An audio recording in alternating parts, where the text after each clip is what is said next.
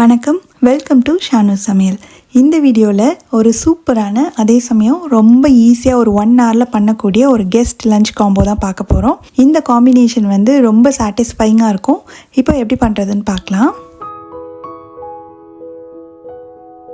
ரொம்ப ஹெல்தியான டேஸ்டியான கேரட் பாயசம் எப்படி பண்ணுறதுன்னு பார்க்கலாம். ஃபஸ்ட்டு நம்ம பாலை கொஞ்சம் திக்காக்கிக்கணும். அதுக்காக இந்த பேனில் நான் ஒரு 1/2 லிட்டர் பால், 2 கப் அளவுக்கு திக்கான பால் எடுத்திருக்கேன். இது காய்ச்சாத பால் தான். இப்போ இந்த பாலை மிதமான தீயிலே வச்சு நல்லா அது கொஞ்சம் திக்காய் வரணும், அந்த அளவுக்கு இருக்கட்டும். இப்போ பார்த்தீங்கன்னா பால் நல்லா பொங்கி வர ஆரம்பிக்குது. ஸ்டவ்வை நல்லா தீயை குறைச்சிட்டு இதை அப்படியே விட்டுறணும். அப்பப்போ கிளறி விட்டுக்கணும், அடியில் பிடிக்காமல் இருக்கிறதுக்காக. இப்போ பால் இந்த சைடு வற்றிட்டே இருக்கட்டும். நம்ம அடுத்து கேரட் ரெடி பண்ணிக்கலாம். கேரட்டை துருவி எடுக்கணும் இல்லையா. நான் கிட்டத்தட்ட ஒரு 150லேருந்து 200 கிராம் அளவுக்கு கேரட் எடுத்திருக்கேன். 3 மீடியம் சைஸ் கேரட்டு. இது நல்லா கழுவிட்டு தோல் சீவிட்டு எடுத்துகிட்டு வந்துடலாம். 2 நுனியும் கட் பண்ணி எடுத்துட்டேன். தோல் சீவினதுக்கு அப்புறமா நல்லா இந்த மாதிரி பெரிய துருவலாக இருக்கிற துருவியில் நம்ம துருவிக்கலாம் கேரட்டை. இப்போ பார்த்தீங்கன்னா கேரட் எல்லாத்தையுமே துருவியாச்சு. இந்த மாதிரி கொஞ்சம் பெருசாக இருக்கும்போது நம்மளுக்கு பாயசம் சாப்பிடும்போது அந்த கேரட் வாயில் கடிப்படும் போது நல்லாயிருக்கும். உங்களுக்கு ரொம்ப பொடியாக வேணும் அப்படின்னு நினச்சிங்கனாலும் நீங்கள் பண்ணிக்கலாம். பட் இந்த மாதிரி பெருசாக இருந்ததுன்னா பார்க்குறதுக்கும் ரொம்ப நல்லாயிருக்கும். இப்போ கேரட் துருவி எடுத்தாச்சு. இப்போ இந்த சைட் பார்த்தீங்கன்னா பால் நல்லா வற்றிட்டே இருக்குது. இந்த அளவுக்கு திக்காக இருக்குது. இது அப்படியே இருக்கட்டும். அடுத்து ஒரு பேனை சூடு பண்ணி அதில் 1 டேபிள் ஸ்பூன் போல் நெய் சேர்த்துக்கலாம்.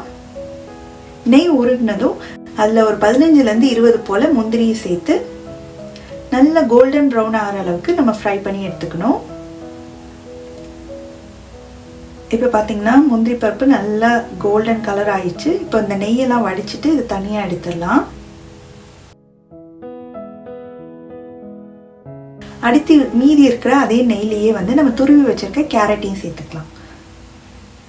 இந்த கேரட்டை நெய்லேயே நல்லா வதக்கிக்கணும். இது ரொம்ப முக்கியமான ஸ்டெப்பு. கேரட் நெய்யில் வதங்கும் போது அதோட டேஸ்ட் இன்னும் அதிகமாகும். அதனால ஒரு 2லேருந்து 3 நிமிஷம் நல்லா வதக்கி விட்டுருங்க. இப்போ பார்த்தீங்கன்னா கேரட் வதங்கி கொஞ்சம் குவான்டிட்டியும் குறைஞ்சிருக்கு. நல்ல ஒரு வாசனையும் வர ஆரம்பிக்குது. கலரும் கொஞ்சம் பேலாக இருக்குது பாருங்கள். இந்த அளவுக்கு நம்ம வதக்கிக்கணும். இப்போ கேரட் வதங்கினதுக்கு அப்புறமா நம்ம நல்லா திக்காக காய்ச்சி வச்சுருக்கோம் இல்லையா, அந்த பாலை இதில் சேர்த்துக்கலாம். நம்ம கேரட்டோட அந்த பால் மிக்ஸ் ஆனதுமே பாருங்கள் நல்ல ஒரு அழகான ஒரு பிங்க் கலர் நம்மளுக்கு பிங்கிஷ் ஆரஞ்சு கலர் கிடைச்சிருக்கு. இப்போ அது நல்லா கலந்து விட்டு இந்த கேரட்டோடையே இந்த பாலும் சேர்ந்து ஒரு 3லேருந்து 5 நிமிஷம் மிதமான தீயிலே வச்சு நல்லா கொதிக்கட்டும்.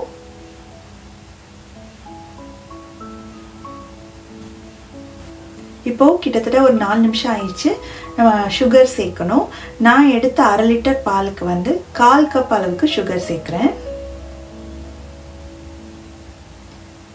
உங்களுக்கு இனிப்பு கொஞ்சம் அதிகமாக வேணும் அப்படின்னு நினச்சிங்கன்னா எக்ஸ்ட்ரா ஒரு 1 ஸ்பூனோ 2 ஸ்பூனோ சேர்த்துக்கோங்க. 1/4 கப் அளவுக்கு சேர்த்திங்கன்னா கரெக்டாக இருக்கும். இது சேர்த்துட்டு இதை நல்லா கலந்து விட்டணும். சுகர் சேர்த்ததுக்கப்புறமா ரொம்ப நேரம் அடுப்பில் வைக்கணும் அவசியம் இல்லை. ஏன்னா பாலும் நல்லா நம்ம வத்த வச்சுட்டோம். கேரட்டையுமே நல்லா நெய்யில் வதக்குனதுனால ரொம்ப நேரம் ஆகாது. சுகர் சேர்த்து ஒரு 2லேருந்து 3 நிமிஷம் இருந்தால் போதும். இப்போ கடைசியில் கொஞ்சமாக ஒரு 1/4 ஸ்பூன் போல் ஏலக்காய் தூள் சேர்த்துட்டு நம்ம வறுத்து வச்சுருந்தோம் இல்லையா, அந்த முந்திரியும் சேர்த்துட்டு ஸ்டவ் ஆஃப் பண்ணிடலாம். நல்லா மிக்ஸ் பண்ணி விட்டுருங்க. இது கொஞ்சம் ஆறுனதுக்கு அப்புறமா இன்னும் கொஞ்சம் திக்னஸ் கொடுக்கும். அதனால இந்த ஸ்டேஜில் நம்ம ஆஃப் பண்ணோம்னா கரெக்டாக இருக்கும். இந்த பாயசத்தை சுட சுட சாப்பிட்றதுக்கும் நல்லாயிருக்கும். சில்லுன்னு ஃப்ரிட்ஜில் வச்சு சாப்பிட்றதுக்கும் ரொம்பவே சூப்பராக இருக்கும். ரொம்ப ரொம்ப க்ரீமியான ரொம்பவே ஹெல்தியான டேஸ்டியான கேரட் பாயசம் ரெடி ஆயிடுச்சு.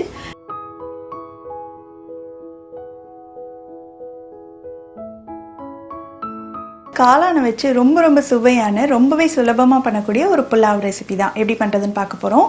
இந்த மிக்ஸி ஜாரில் 2 பச்சை மிளகாய், 1 இன்ச் அளவுள்ள இஞ்சியை தோல் சீவிட்டு இந்த மாதிரி சின்ன சின்ன துண்டுகளாக வெட்டி சேர்த்துக்கலாம். 3 பல் பூண்டு. இப்போ இது எல்லாத்தையும் நல்லா ஓரளவுக்கு நைஸாக அரைச்சி எடுத்து வச்சுக்கலாம். அடுத்து இந்த புலாவ் ப்ரெஷர் குக்கரில் தான் பண்ண போகிறோம். அதனால் இதில் ஒரு 1 டேபிள் ஸ்பூன் அளவுக்கு நெய் சேர்த்து நெய் லேசாக சூடானதும் ஒரு துண்டு பட்டை, 4 கிராம்பு, 2 ஏலக்காய், இது கூட 2 பிரியாணி இலை, இதெல்லாம் போட்டு இது நல்லா பொரிஞ்ச உடனே ஒரு பெரிய வெங்காயத்தை இந்த மாதிரி மெல்லிசாக வெட்டி வச்சுருக்கேன், இதை சேர்த்துடலாம். இந்த வெங்காயம் கலர் மாறுற அளவுக்கு வதக்கிக்கணும். வெங்காயம் இந்த அளவுக்கு வதங்கின உடனே நம்ம அரைச்சி வச்சோம் இல்லையா, இஞ்சி பூண்டு பச்சை மிளகாய், அந்த பேஸ்ட்டை வந்து இதில் சேர்த்துடலாம்.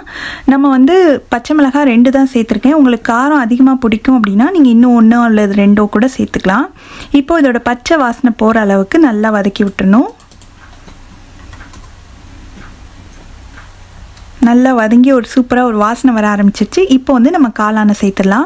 நான் 250 கிராம் காளானை சுத்தம் பண்ணி இந்த மாதிரி கொஞ்சம் பெரிய பெரிய துண்டுகளாக வெட்டி வச்சுருக்கேன். ஏன்னா காளான் வந்து சுருங்கிரும் இல்லையா, அதனால கொஞ்சம் பெருசாக வெட்டினா தான் அது வெந்து வரும்போது கொஞ்சம் கரெக்டாக இருக்கும். இப்போது இது நல்லா வதக்கிக்கலாம். காளான் வந்து இப்போ பார்க்கும்போது நிறைய இருக்கிற மாதிரி தெரியும். ஒரு 2-3 நிமிஷத்துலேயே இது வதங்கின உடனே அளவு வந்து ரொம்ப குறைஞ்சிரும். பார்த்திங்களா, காளான் வந்து நல்லா வதங்கி இந்த அளவு ஆயிடுச்சு. இப்போ நம்ம அரிசி சேர்க்க வேண்டியதான். நான் 1 கப் அளவுக்கு சீரக சம்பா அரிசியை நல்லா கழுவிட்டு 20 நிமிஷம் ஊற வச்சுருக்கேன். இதுக்கு வந்து நீங்கள் சீரக சம்பா அரிசியும் யூஸ் பண்ணலாம், அப்படி இல்லாட்டி பாஸ்மதி ரைஸும் நல்லாயிருக்கும். இப்போ இந்த அரிசியை சேர்த்துட்டு இந்த புலாவுக்கு தேவையான அளவு உப்பு சேர்த்துடலாம். நல்லா கலந்து விட்டு ஒரு நிமிஷம் நல்லா இதை வதக்கி விட்டுட்டு இப்போ வந்து நம்ம தேங்காய் பால் சேர்க்கணும். இது ஃபுல் அண்ட் ஃபுல் நம்ம தேங்காய் பால்லே செய்ய போகிறோம், தண்ணியே சேர்க்கல. இந்த தேங்காய் பால் பார்த்திங்கன்னா 2 கப் அளவு எடுத்திருக்கேன். 1 கப் அரிசிக்கு 2 கப் தேங்காய் பால். இது முதல் பால், 2ஆம் பால், 3ஆம் பால் எல்லாமே சேர்த்து 2 கப் அளந்து எடுத்து வச்சுருக்கேன். ரொம்ப திக்கான தேங்காய் பாலாக இருந்ததுன்னா நீங்கள் டைல்யூட் பண்ணி சேர்த்துக்கோங்க. ஓரளவுக்கு தண்ணியான பாலாக இருக்கணும். இப்போ இதை சேர்த்துட்டு நல்லா கலந்து விட்டுட்டு இப்போ மூடி வச்சிடலாம். ஸ்டீம் வந்ததுக்கப்புறமா வெயிட் போட்டு நல்ல ஸ்டவ்வை வந்து சிம்மில் வச்சுட்டு ஒரே ஒரு விசில் வச்சிங்கன்னா கரெக்டாக இருக்கும். இப்போ ஒரு விசில் வந்து ஆஃப் பண்ணி ப்ரெஷர் எல்லாமே போயிடுச்சு. திறந்து பார்க்கலாம். அந்த தேங்காய் பால்லே வெந்ததுனால அவ்வளோ சூப்பரான வாசனை வருது. குக்கரை திறக்கும் போதே இது நல்ல மெதுவாக ஒரு உடன் கரண்டியை வச்சு கிளறி விட்டுலாம். இது கொஞ்சம் நேரம் நீங்கள் அப்படியே வச்சிங்கனாலே நல்லா ட்ரையாக உதிரியாக வந்துடும். இப்போ சூடாக இருக்கிறதுனால உங்களுக்கு இந்த மாதிரி தெரியுது. இது கூட நீங்கள் தேவைப்பட்டால் கொஞ்சமாக பொடியான கொத்தமல்லி இலையை தூவிட்டா இன்னுமே நல்ல வாசனையோட சூப்பராக இருக்கும். அவ்வளோதான், ரொம்ப ரொம்ப சுவையான ரொம்ப மணமான தேங்காய் பால் காளான் புலாவ் ரெடி ஆயிடுச்சு.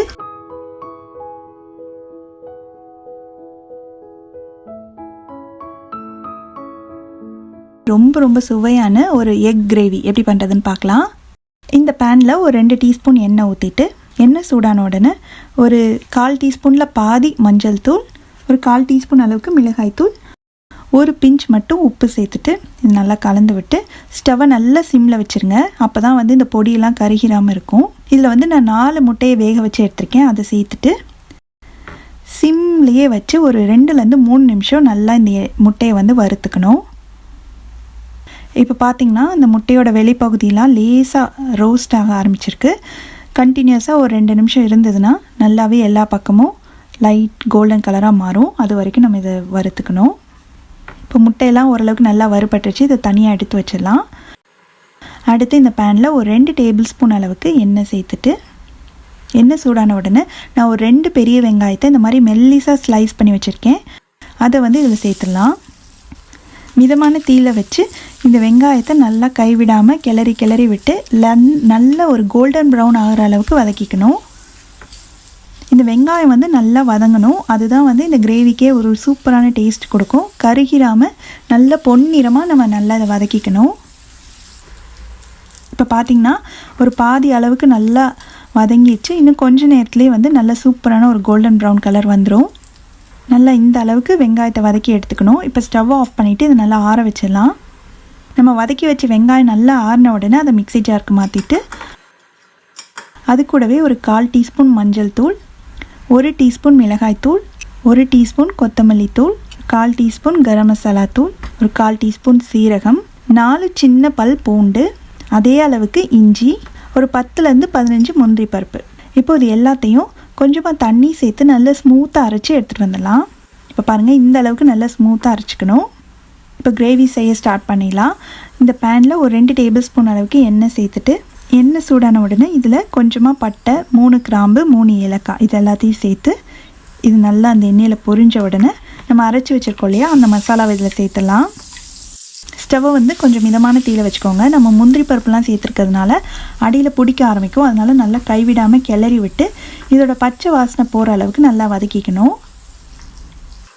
இப்போ பார்த்திங்கன்னா நல்லா எண்ணெய் கசிஞ்சு வர ஆரம்பிச்சிச்சு. இதோட பச்சை வாசனையும் நல்லா போயிடுச்சு. இந்த ஸ்டேஜில் ஒரு 2 தக்காளியை மிக்சியில் போட்டு நல்லா அரைச்சி எடுத்துருக்கேன், அதையும் சேர்த்துடலாம். நல்லா கலந்து விட்டுட்டு இந்த கிரேவிக்கு தேவையான அளவு உப்பையும் சேர்த்து இந்த தக்காளியோட பச்சை வாசனை போய் நல்லா எண்ணெய் பிரிஞ்சு வரணும், அந்த அளவுக்கு இதை வதக்கிக்கணும். இப்போ ஒரு 3லேருந்து 4 நிமிஷமாக நல்லா வதங்கிட்டுருக்கு. பார்த்திங்கன்னா ஓரங்கள்லாம் எண்ணெய் கசிஞ்சு வர ஆரம்பிச்சிச்சு. இந்த ஸ்டேஜில் வந்து நான் ஒரு 1/4 கப் அளவுக்கு நல்லா கெட்டியான தயிரை நல்லா பீட் பண்ணி வச்சுருக்கேன். கட்டி இல்லாமல் நல்லா எடுத்துக்கோங்க. இப்போ இதில் சேர்த்துட்டு நல்லா கலந்து விட்டுறணும். இது அப்படியே ஒரு 1 நிமிஷம் நல்லா குக் ஆகட்டும். இதுக்கப்புறம் தண்ணி சேர்க்கணும். உங்களுக்கு கிரேவி எந்த கன்சிஸ்டன்சியில் வேணுமோ அதுக்கு தகுந்த மாதிரி நீங்கள் தண்ணியோட அளவை கம்மியாகவோ அதிகமாகவோ சேர்த்துக்கலாம். நான் வந்து 1 கப் அளவு சேர்க்குறேன். உங்களுக்கு இன்னும் கொஞ்சம் லிக்விடாக வேணும் அப்படின்னு நினச்சிங்கன்னா 1/2 கப் தண்ணி சேர்த்துக்கோங்க.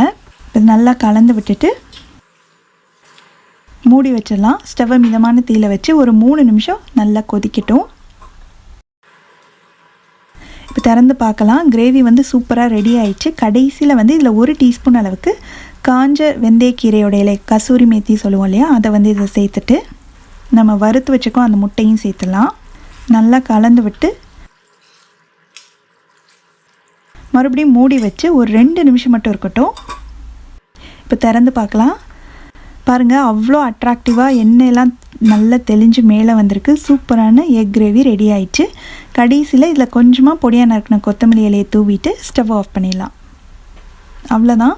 ரொம்ப ரொம்ப சுவையான, ரொம்ப க்ரீமியான எக் கிரேவி ரெடி ஆயிடுச்சு. நீங்களும் இந்த ரெசிபியை கண்டிப்பாக வீட்டில் ட்ரை பண்ணி பார்த்துட்டு எப்படி வந்ததுன்ற கமெண்ட்ஸை மறக்காமல் ஷேர் பண்ணுங்கள். தேங்க்ஸ் ஃபார் வாட்சிங்.